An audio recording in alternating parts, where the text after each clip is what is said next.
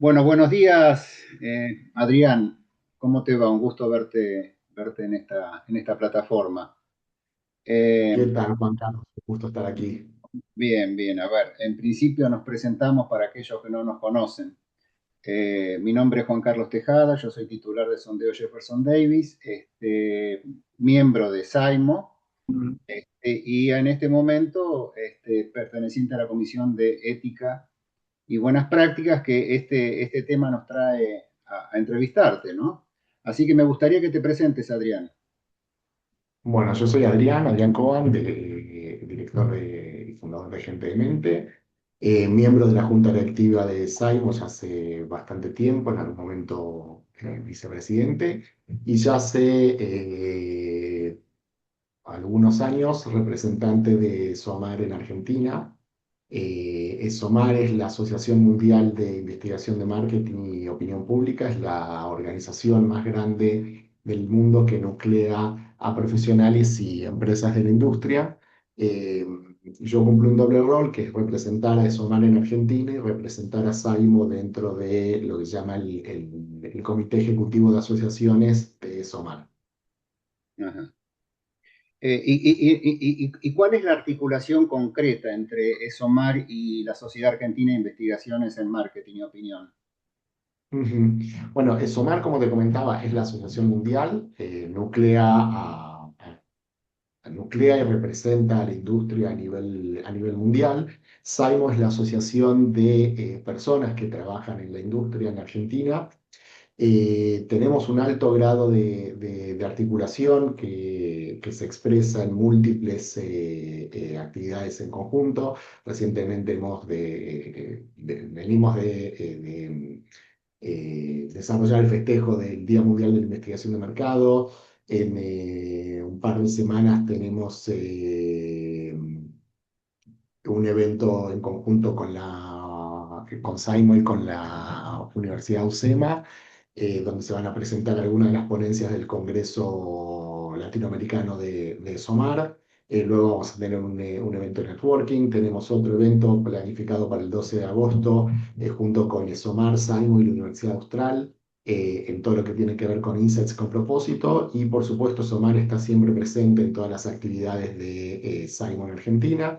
Este año tenemos el Congreso de Saimo, que va a ser en octubre, un congreso muy especial por los 30 años de Saimo, y vamos a culminar el año de actividades con la noticia de que el Congreso Latinoamericano de SOMAR del 2027 va a ser en Buenos Aires, así que nos toca hacer sede, y estamos ya preparándonos para ese evento, que es el evento más importante de la industria a nivel regional. Bueno, entiendo que esto es una primicia y te agradezco. Y la Sí, se verdad anunció hace un que, par de semanas, pero sí, ya estamos trabajando perfecto. en esto después de ajustar fechas y demás. Entiendo que hace poco ESOMAR actualizó lo que su código de ética, o la normativa, digamos, y de buenas prácticas en nuestra actividad. Siempre es un tema tan importante Ujú. para nosotros, ¿no? Eh, Sí, ¿Qué es lo que ha cambiado y por qué ha cambiado? ¿Qué es lo que ha hecho que cambie y se actualice esta normativa? bueno. Justamente, el código de conducta, el código de ética es uno de los pilares fundacionales de SOMAR. Básicamente, la membresía de SOMAR lo primero que te exige es adherir a este código, tanto a nivel individual como a nivel institucional. Es decir, SAIMO es una de las instituciones que adhiere y ha sido una de las primeras en adherir a esta nueva revisión del código. El código lo que hace es proponer un marco autorregulatorio, donde la industria expresa cómo ve su responsabilidad frente a la investigación y cuáles son las buenas prácticas que la industria propone, para que la investigación sea desarrollada en un marco ético, en un marco que cuide a todo el ecosistema, en particular a los participantes de la investigación. Eh, Obviamente, la investigación es un campo que evoluciona permanentemente. El último código, la última revisión del código se hizo hace unos años para hacer frente o para dar respuesta a desarrollos como el desarrollo de los paneles, principalmente la digitalización de la investigación. Esa era la gran pregunta hace algunos años. Dentro de ello había también algunas cuestiones que tenían que ver con datos pasivos. Y por supuesto, el desarrollo de las inteligencias artificiales generativas, que están teniendo un impacto muy importante en la industria, generaron la pregunta o la necesidad, o dispararon la necesidad de actualizar el código.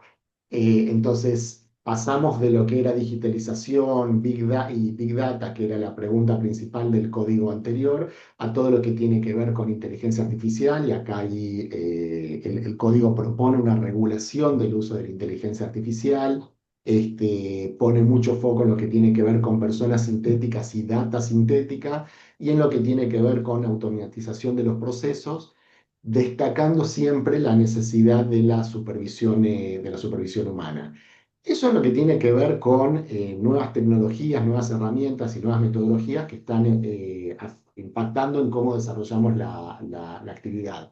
Pero más allá de eso, hay un cambio estructural, te diría, en el código, que es que la versión anterior hablaba mucho de protección de datos, ponía mucho foco en la privacidad y en la protección de los datos, y en este código hay una transformación hacia entender a la investigación o a la industria de la investigación como un ecosistema que se pretende que sea un ecosistema ético. Entonces esto viene atado de diversos cambios. El primero es reforzar el cuidado de las personas participantes, o sea, incrementar subir la vara de seguridad en lo que tiene que ver con privacidad de datos, en lo que tiene que ver con anonimidad, en lo que tiene que ver con consentimiento informado, cosas que son intrínsecas a la investigación, pero se ha puesto más foco, sobre todo en lo que tiene que ver con el consentimiento informado, recolección de datos. Recordemos que hay mucho desarrollo en lo que tiene que ver con la recolección de datos pasivos. El dato pasivo es aquel dato que se recolecta sin que vos tengas que voluntarizarlo. Por ejemplo, vas caminando por la calle y una cámara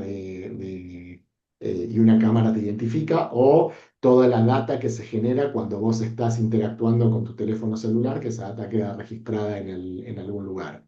Em, y el otro punto es, además de reforzar el cuidado de las personas participantes, es entender que este cuidado no es solamente responsabilidad de quien ejecuta la investigación, sino que pasa a ser responsabilidad del ecosistema completo. Y esto incluye a quien ejecuta la investigación, incluye a distintos proveedores que intervienen en ese proceso. Entonces se regula la actividad de los paneles, se regula la actividad o se propone una regulación de la actividad de los proveedores de tecnologías, de los proveedores de herramientas, de los proveedores de software.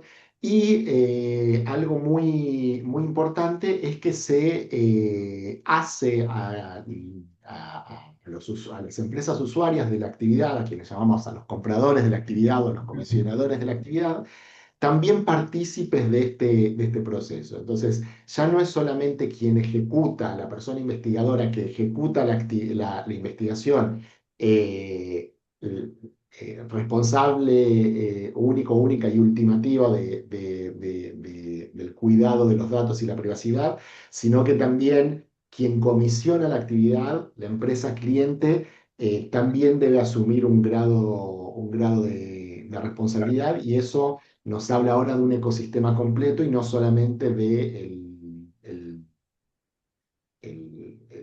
el foco en la persona investigadora o en quien ejecuta la investigación.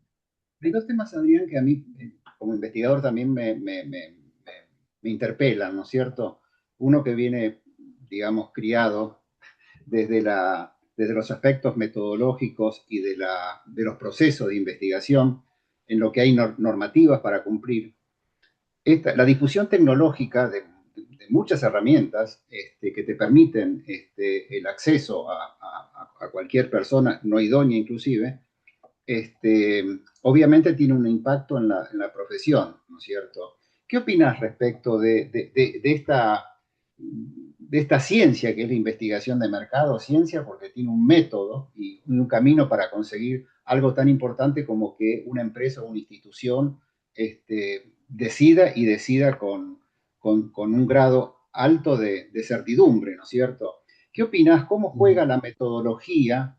Esto que en nuestro lenguaje nos entendemos, el proceso metodológico, con esta disponibilidad de todas las herramientas que tienen y la posibilidad de generar información muy rápido, ¿no? Muy rápido, que muchas veces, desde la perspectiva de los que somos más puristas en esto, vemos que esa información a veces tienen grises, ¿no es cierto? Metodológicos inclusive, ¿no? ¿Qué opinas respecto Ujú. de este choque que hay de la nueva tecnología con los procesos que debe tener una investigación?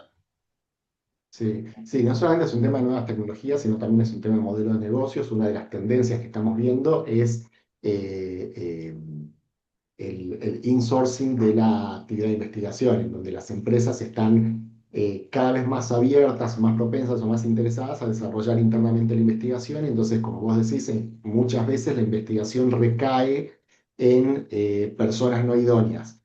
Tenemos casos de grandes unicornios argentinos, por ejemplo, en Mercado Libre, donde esto lo cuenta ya, había uno de los colegas, director de investigaciones en Mercado Libre, que es parte de la Junta, de que el Mercado Libre en un momento se encontró con una situación en la cual cada equipo estaba desarrollando su propia investigación sin que hubiese un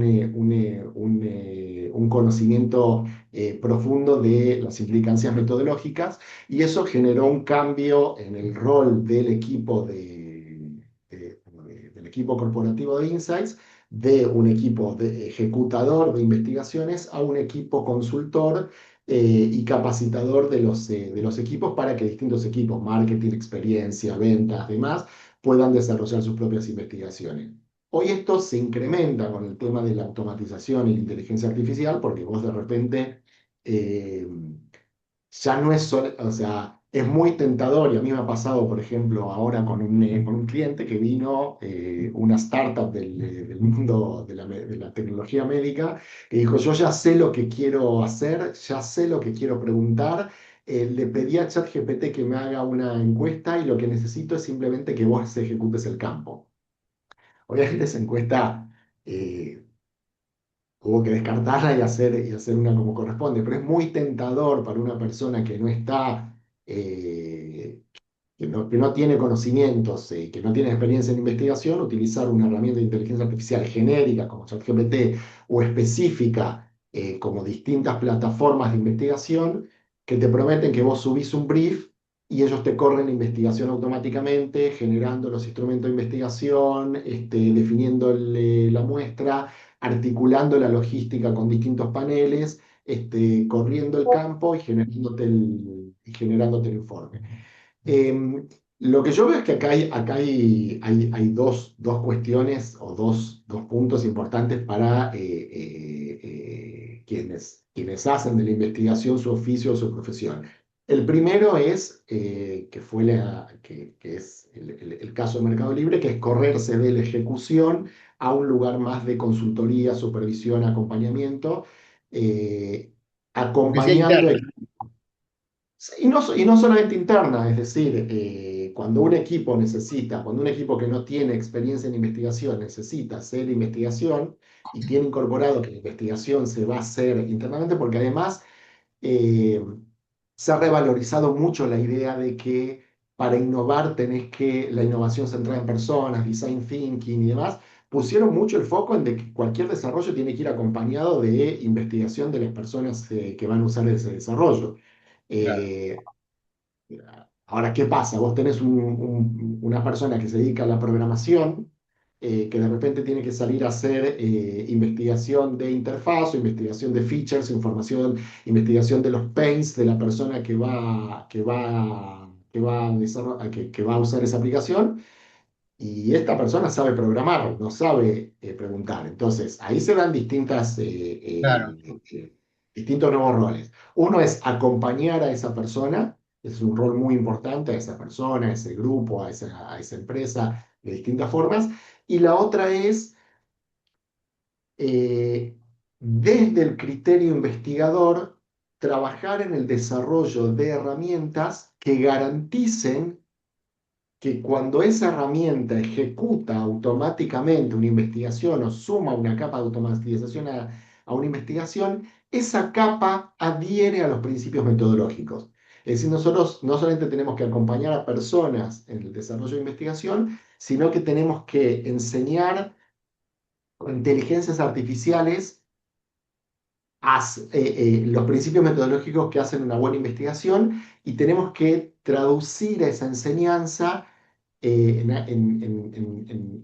un hard code, es decir, tenés que crear reglas estrictas, traducir ese conocimiento que uno tiene en reglas estrictas que le explican a una inteligencia artificial cómo hacer las cosas, cómo no hacer las cosas, dónde están los límites, y es un trabajo interesante, ¿no? Estaríamos ahí en el campo de las buenas prácticas más que de temas éticos, ¿no es cierto? Y en Sí, este bueno, sí, momento, bueno, ¿cómo evaluás vos este momento en esta articulación entre la inteligencia artificial, esta generación de los datos sintéticos, de las personas sintéticas, mejor dicho, con la práctica, con la praxis real, con lo que está ocurriendo ujú, hoy? Si tuviéramos más bien a futuro, está muy bien lo que decís porque me parece que estás uniendo un poco lo que es la ciencia básica, con todos estos desarrollos y con todas estas difusiones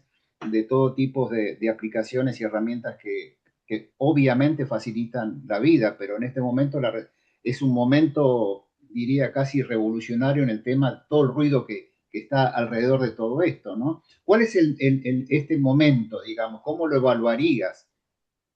ujú. Bueno, igual ahí me gustaría establecer una separación muy clara, porque además es una separación que nos preocupa mucho, que está inserta en el código y que además tiene un tratamiento particular, un debate particular, que es el tema de la data sintética. Entonces, primero hablemos de las prácticas de investigación, después si querés hablamos de data sintética. En cuanto a la práctica de la investigación, a las personas que hacemos investigación nos pasa lo que pasa en múltiples rubros, que es, estamos viendo algo que viene, una revolución que viene, y lo que distingue esta revolución de la revolución anterior es que es muy rápida. Claro. Nos cuesta seguir el ritmo. Para darte una idea, para graficártelo, en el Congreso de SOMAR del 2025 no había ninguna ponencia que refiere a inteligencia artificial. En el Congreso de SOMAR de 2026, que fue hace un par de meses, no había ninguna ponencia que no refiriese a inteligencia artificial. Es decir, en el lapso de un año, si querés tomar las investigaciones que se presentan en el Congreso de SOMAR como las representativas de lo que se está haciendo en la industria de investigación, en un año pasamos de algo marginal a algo que está built-in en cualquier investigación. Entonces Ujú. estamos en esa etapa, en una etapa de incorporar y ver cómo incorporar de forma responsable y de forma productiva estas herramientas, una etapa de transformación y eso, ¿no? Una cuestión como muy rápida, donde de repente hoy estás pensando en algo que no es viable y dentro de 2 semanas hay una herramienta que lo hace viable. Estamos Claro. en esa instancia. Y en el caso estrictamente de SOMAR, que se trata de esto, de esta articulación entre reglamentación y cuidados, ¿dónde pone los límites o los cuidados hoy SOMAR en su normativa? Si hay algo, Ujú. porque estas normativas de alguna manera expresan algo, está la tecnología, están las aplicaciones, hay que tener prudencia con esto, porque eso está todo regulado. Me imagino que todas estas nuevas regulaciones se refieren bastante a toda esta nueva tecnología, ¿no es cierto? Entonces, ¿dónde pone los límites o los recaudos, digamos, como consejo a los Sí. investigadores, al mundo de la investigación? Sí. Bueno, por un lado, como te decía, acá hay dos grandes áreas a separar. Uno es en lo que es la ejecución de la investigación y otro es lo que es en la data sintética. En lo que es la ejecución de la investigación, el punto de vista de SOMAR está claro que es la supervisión humana. Toda investigación podés incorporar herramientas, porque realmente nos permiten hacer cosas muy interesantes. Ya no es solamente un tema de acelerar la investigación, sino de pensar la investigación distinta.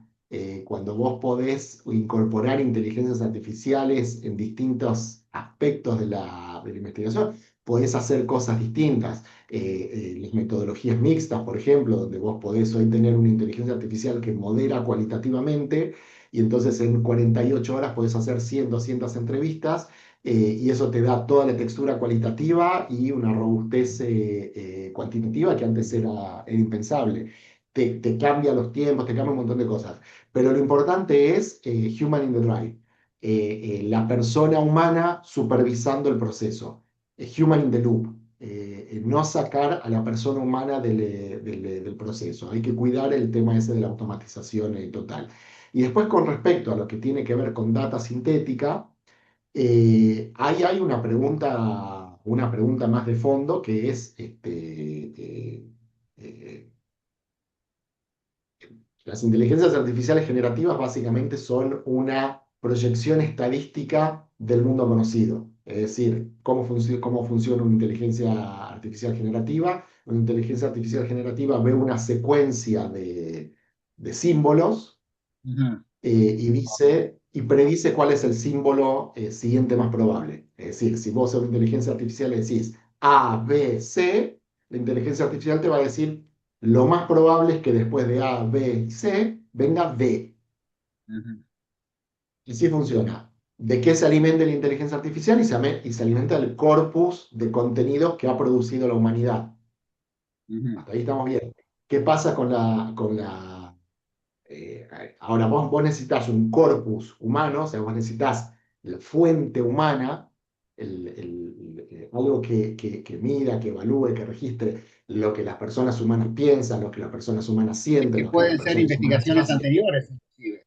Pueden ser investigaciones anteriores, pueden ser investigaciones actuales y demás, para a partir de eso entrenar una inteligencia artificial que proyecte esos resultados.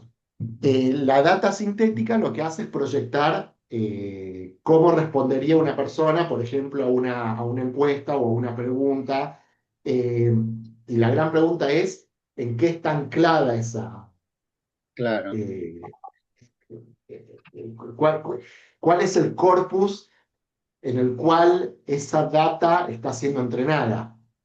Entonces hay que mantener una proporción importante de personas, digamos, no podés hacer Sí, entiendo. data sintética basada en no investigación. Y algo que hemos conversado, bueno, hay una lista de preguntas, hay un documento guía de SOMAR que es muy interesante, pero algo que está sucediendo es que hay mucha data sintética generada a partir de poner a inteligencia artificial a recolectar datos de dónde, de Internet. ¿Y qué está pasando en Internet? En Internet está pasando de que un porcentaje cada vez más alto de los contenidos que hay en Internet son generados por inteligencias artificiales. Ah, es Entonces pasa a ser tautológico, donde vos tenés una inteligencia artificial que, por ejemplo, mira lo que la gente postea en LinkedIn para entender lo que piensan los profesionales de determinada profesión, pero resulta que lo que la gente postea en LinkedIn se lo pidieron a una inteligencia artificial que les prepara el claro. posteo.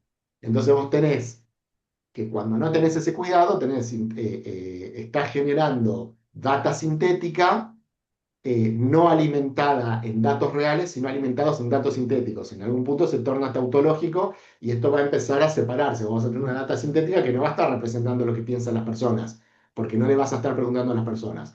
Entonces ahí hay una cierta crítica con respecto a la data sintética, hay ciertas preguntas con respecto a la capacidad real de la data sintética de Claro. proyectar a gran escala preguntas. Y el tema importante es no nos olvidemos de que nosotros investigamos personas. La data sintética es un shortcut, te puede ayudar en determinados casos. A mí me gusta la data sintética para escenarios más como una herramienta de entrega de resultados que como una herramienta de recolección de datos. Pero el punto es, tiene que estar basada en investigación real sobre personas reales. Que resuelve un tema de inmediatez también, ¿no es cierto? Es decir, generación confiable de investigación de datos reales, humanos, como decís, para que después en la data sintética te aporte una inmediatez en función de las orientaciones actitudinales o lo que sea de esa base humana concreta, pero después viene otro proceso de verificación donde se puede verificar si aquello que fue como resultado inmediato se verifica después en una investigación donde uno lo hace después, y ahí va generando también Sí, un proceso de aprendizaje también. claro, hay dos puntos. Uno es que cuando incorporas data sintética o cuando se crea un modelo de data sintética, una de las cosas que tenés que hacer es comparar los resultados que te da esa data sintética contra los resultados que te da personas reales para ver si lo que la data sintética está haciendo es lo que te dirían las personas reales. Ese es un punto. Y el otro punto es el de la actualización. Vos no podés crear un modelo de data sintética hoy y usarlo ad eternum porque las personas van Ah, evolucionando, van cambiando, hay que realimentarlo.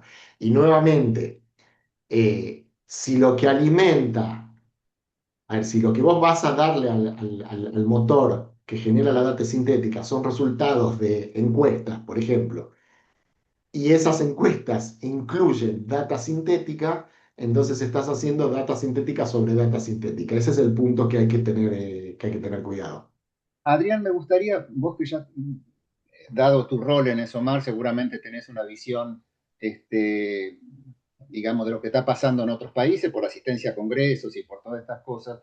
¿Cómo evaluás el estado general de la investigación de mercado en Argentina comparado con lo que se hace en Europa o en Estados Unidos? ¿Cómo lo Ujú. ves en Sí. en su proceso de avance respecto de otros países? No, Argentina siempre ha sido y continúa siendo un mercado muy interesante en términos de desarrollo de investigación. Vos sabés que Argentina ocupa en el ecosistema latinoamericano un lugar privilegiado. O sea, la mayoría de las empresas argentinas exportamos, que nos dedicamos a investigación a Consumer Insights, exportamos a otros países, no solamente países aledaños como Bolivia, Paraguay, Uruguay, que son economías relativamente pequeñas y con poco desarrollo, sino estamos compitiendo en Europa, en Estados Unidos, a nivel global. Y Argentina siempre se ha mantenido en ese lugar y continúa estando en ese lugar. Sí hay algunas cuestiones que son importantes destacar. La primera es que como industria nos falta una cierta consolidación en lo que tiene que ver con que es uno de los objetivos de SOMAR, que es lo que tiene que ver con advocacy, con la defensa y la promoción de la industria, no solo en términos comerciales, sino frente a, por ejemplo, organismos gubernamentales. O sea, en Europa, SOMAR es quien dialoga con la Unión Europea con respecto a la regulación normativa, a la legislación que va a aplicar sobre la investigación. Nosotros en Argentina no estamos, lamentablemente no estamos en ese lugar, no estamos teniendo ese diálogo con, por ejemplo, las instituciones gubernamentales. Hay otros países que han pasado cosas, por ejemplo, en Bolivia y en Colombia, el aparato gubernamental ha impuesto Claro. restricciones o condiciones para la ejecución de encuestas de intención de voto sin consultar a la industria, que prácticamente cercenan la capacidad de generar información valiosa para las personas votantes y que en algún punto se está discutiendo si son constitucionales, si son legales y demás, porque hay una cuestión ahí de libertad de expresión. Entonces, a nivel industria nos falta eso, nos falta ese diálogo o esa representación de la industria frente a otras instituciones, pero no es que estamos ausentes del diálogo, sino que no hay diálogo. En Argentina tenés la ley de protección de datos personales, pero no hay una ley que regule la actividad de investigación. Desde SAIMO estamos trabajando en ese sentido para definir a la investigación de consumos como investigación científica y como investigación social y como industria del conocimiento, que eso nos va a dar un marco normativo, un marco legislativo, un marco impositivo interesante para trabajar. Y el otro punto es con respecto a lo que es el desarrollo de herramientas, es que abre un espacio de oportunidad para empresas locales que quieran desarrollar iniciativas y hay cosas muy interesantes. Hemos estado hablando con algunos de los paneles más importantes de Argentina y cada uno de ellos ha desarrollado una herramienta de moderación por inteligencia artificial, es decir, una inteligencia artificial Mm. que Era entrevistas cualitativas. Hay dos desarrollos argentinos muy, muy interesantes, uno de Panel, uno de Opinaya. Son los paneles locales que nacen en Argentina y que están desarrollando desde acá. Entonces hay una oportunidad para desarrollar en ese sentido, porque además cuando ves el ecosistema, eh, hoy es un ecosistema donde hay mucho desarrollo, hay muchas startups desarrollando herramientas y no solamente las grandes empresas consolidadas. Lo que sí nos pasa es que cuando se habla de grandes herramientas o de grandes empresas que han desarrollado herramientas para despliegues globales y demás, hay dos cuestiones. La primera es que la inteligencia artificial permite gestionar investigación independiente del mercado. O sea, vos eh, podés digamos, podés Sí, programar un estudio en español y que el estudio corra en chino. claro. Entonces, ahí hay un tema de si eso es una oportunidad o una amenaza. Y sí hay un tema que ha sido histórico, que es eh, que hay ciertas herramientas cuyo costo resulta relativamente, no quiero decir inaccesible, pero fuera del scope de Sí, los sí, presupuestos que se manejan a nivel regional. claro. No es lo mismo pensar en una herramienta que en un contexto donde, por ejemplo, la hora hombre de una persona profesional en investigación se calcula en $200 versus un contexto donde se calcula en $50, porque el retorno de la incorporación de la inversión es distinto. Entonces hoy vemos que hay ciertas herramientas que tienen un modelo de negocio que no es viable en Argentina. No las podemos incorporar en Argentina porque quedan muy fuera de costo. Pero en términos de conocimiento, en términos de capacidad, hay un espacio de oportunidad interesante y lo estamos viendo con desarrollos locales. Bueno, yo lo veo por lo pronto en todos los premios que se ganan en todos los congresos, ¿no? Es decir, siempre hay Sí, un argentino que gana el primer premio, el segundo premio en los congresos internacionales. Así que esto es una buena, un buen indicador, digamos, del estado de situación de la investigación de mercado y de opinión en Argentina. Adrián, ha sido ujú. clarísimo todo lo que has comentado, muy interesante también. Te agradezco tu tiempo, te agradecemos tu tiempo y seguramente esto es una cuestión abierta, ¿no? Esto continuará, ¿no es cierto? Porque, como decís vos, el proceso es de una velocidad apreciable, por el cual siempre se plantean nuevas situaciones que te cambian todo el contexto. Es una estructura que está cambiando continuamente. No sé si querés agregar Sí, algo más. no, no, sumarme a esto que decís, a mí me gusta decir de que en este momento, ya hace unos años, de que culturalmente la única constante es la aceleración.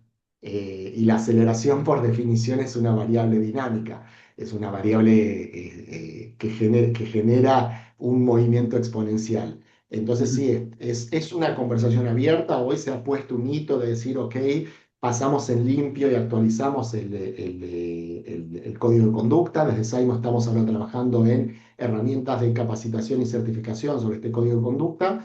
Pero como vos decís, lo importante acá es, esto es un diálogo abierto y continuo, y en ese sentido recalcar el esfuerzo conjunto que se está haciendo, las iniciativas conjuntas que se están haciendo entre Saimo y ESOMAR, que plantean un calendario muy interesante de actividades. Tenemos, como dije, la semana que viene, el 12 de mayo, tenemos una actividad con Saimo de pensar el investigador del futuro. Luego tenemos jornadas con UCEMA, luego tenemos ESOMAR Connect con UCEMA, tenemos ESOMAR Connect en la Universidad Austral, tenemos el Congreso del Saimo, tenemos el Congreso de ESOMAR, tenemos distintos talleres y espacios de encuentro que se están gestionando desde Saimo.